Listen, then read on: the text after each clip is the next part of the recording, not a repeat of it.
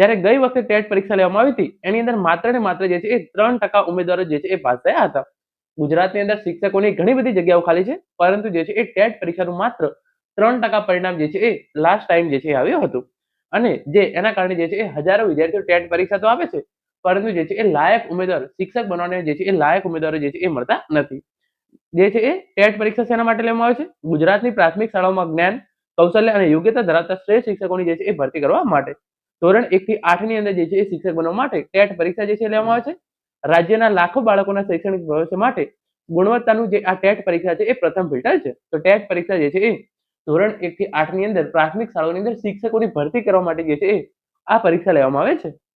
આ પરીક્ષાની અંદર જે છે એ પાસ થવા માટે જે છે તમે જોઈ શકો છો, જે જનરલ કેટેગરીના ઉમેદવારો છે એમને જે છે એ 90 માર્ક્સ લાવવા ફરજિયાત છે, એટલે કે 60% પાસિંગ માર્ક્સ છે. અને જે અનામત કેટેગરીના ઉમેદવારો છે એસસી, એસટી, ઓબીસી, ઈડબ્લ્યુએસ એમને જે છે એ 82 માર્ક્સ લાવવા કમ્પલસરી છે, એટલે કે 55% માર્ક્સ લાવવા જરૂરી છે.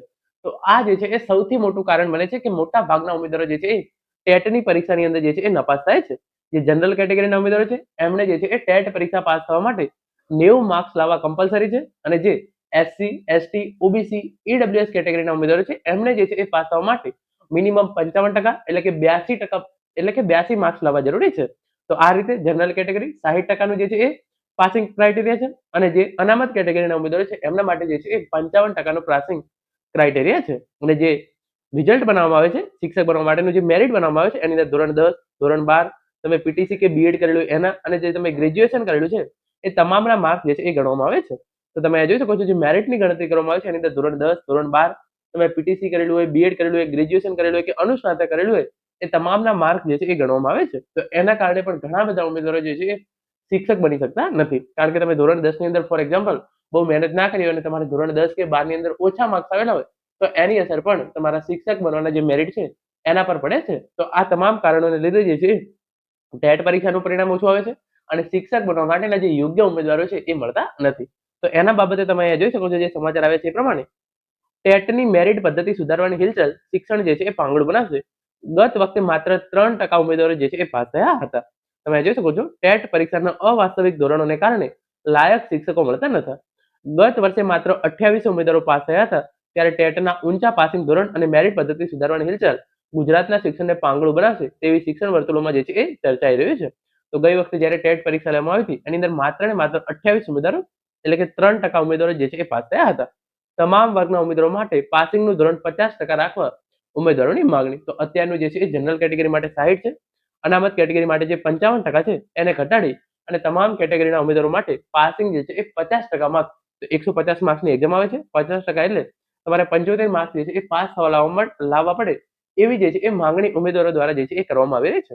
અને આપણે વિગતવાર જોઈએ તો તમે જોઈ શકો છો ગુજરાતના પ્રાથમિક શિક્ષણમાં છેલ્લા કેટલાય સમયથી ચાલી રહેલી ભરતી પ્રક્રિયા સામે ગંભીર પ્રશ્નાર્થો ઉભા થયા છે. એક તરફ રાજ્યમાં 10,000 થી વધુ શિક્ષકોની ઘટ છે અને આગામી દાયકામાં 63,000 જેટલી જે છે એ ભરતી થવાની છે, ત્યારે ઉમેદવારોની માંગ છે કે બંધારણીય સમાનતા મુજબ તમામ વર્ગના ઉમેદવારો માટે ટેટ પરીક્ષામાં પાસિંગ ધોરણ 50% એટલે કે 75 ગુણ રાખવું જોઈએ. જ્યારે નોકરીમાં અનામતની જોગવાઈ અલગથી જ હોય છે, ત્યારે પાસ થવા માટે 60% કે 55%ના જટિલ ધોરણો રાખીને ઉમેદવારોને બહાર ફેંકી દેવા તે અન્યાય છે. તો ઉમેદવારોને એવું કેવું છે કે નોકરીની અંદર તમને જે છે એ અલગ રીતે અનામત આપવામાં જ આવે છે, તો ટેટ પરીક્ષાની અંદર જે છે એ પાસ થવા માટે તમામ ઉમેદવારો માટે જે છે એ 50%નો આ ક્રાઇટેરિયા છે એ રાખવામાં આવે એવું જે છે એ ઉમેદવારોનું કહેવું છે. જ્યારે પરીક્ષાની અંદર જે છે એ અલગ ક્રાઇટેરિયા, જ્યારે નોકરી આવે ત્યારે પણ જે છે એ અનામતનો અલગ ક્રાઇટેરિયા એ જે છે એ રાખવું ના જોઈએ એવી ઉમેદવારો દ્વારા જે છે એ રજૂઆત કરવામાં આવી છે. પાસ થવા માટે અલગ 60% કે 55%ના જટિલ ધોરણો રાખી ઉમેદવારોને જે છે એ બહાર ફેંકી દેવા ના જોઈએ. આ ઉપરાંત માત્ર 2 કલાકની ભૂલ ભરેલી ટેટ પરીક્ષા જેમાં 10% પ્રશ્નો જે છે એ ખોટા હોય છે એના આધારે જે છે એ 100% મેરિટ બનાવવાની હિલચાલ એ વિદ્યાર્થીના 17 વર્ષના શૈક્ષણિક સંઘર્ષ ધોરણ 12, પીટીસી, ગ્રેજ્યુએશન પર પાણી ફેરવા સમાન છે. જો માત્ર પરીક્ષા લક્ષી તૈયારી થશે તો પાયાનું શિક્ષણ અને વિષય વસ્તુનું જ્ઞાન જે છે એ લુપ્ત થઈ જશે. તો અહીંયા જે છે એ ઉમેદવારોના બે મત છે. એક ઉમેદવારોને એવું કહેવું છે કે માત્ર ટેટ પરીક્ષાના જે છે એ મેરિટના આધારે જ ભરતી કરવામાં આવે, અને બીજા ઉમેદવારોને એવું કહેવું છે કે ધોરણ 10, ધોરણ 12, બીએડ, પીટીસી અને જે છે એ તમે સ્નાતક, અનુસ્નાતક જે પણ કરેલું હોય એના માર્ક્સના આધારે જે છે એ ભરતી કરવામાં આવે.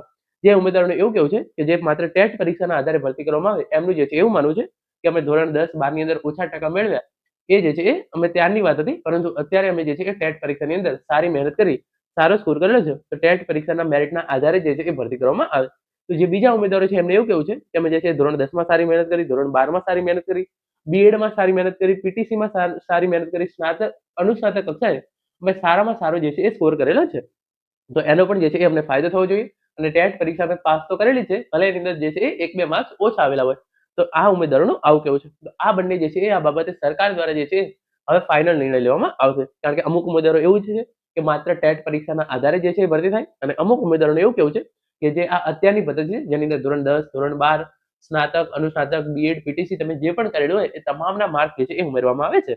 શિક્ષણ વિભાગ આ વિષય ચક્રમાંથી બહાર આવી પાસિંગ ધોરણમાં સુધારો કરી જૂની ટેટ વત્તા શૈક્ષણિક સિદ્ધાંતના ગુણ મેરિટ પદ્ધતિ જાળવી રાખીને એક ત્વરિત ભરતી કરે તેવી ઉમેદવારોએ માંગ કરતા જણાવ્યું છે કે નહીંતર બાળકોનું ભવિષ્ય જે છે એ શિક્ષકોના ભવિષ્ય અભાવે જે છે એ અંધકારમય બની જશે. તો ઉમેદવારોની જે છે એ મોટી મોટી માંગણી એવી છે કે ટેટ પરીક્ષાની અંદર જે પાસિંગ ધોરણ છે એને જે છે એ 50% કરી દેવામાં આવે, અને જે અત્યારે જૂની પદ્ધતિ છે કે જેની અંદર ટેટ પરીક્ષા અને તમે જે શૈક્ષણિક ધોરણ 10, 12, સ્નાતક, અનુસ્નાતક, બીએડ અને પીટીસી ના જે માર્ક્સ મેળવેલા છે એ તમામમાંથી જે છે એ ભરતી કરવામાં આવે એવી ઉમેદવારોની માંગણી છે.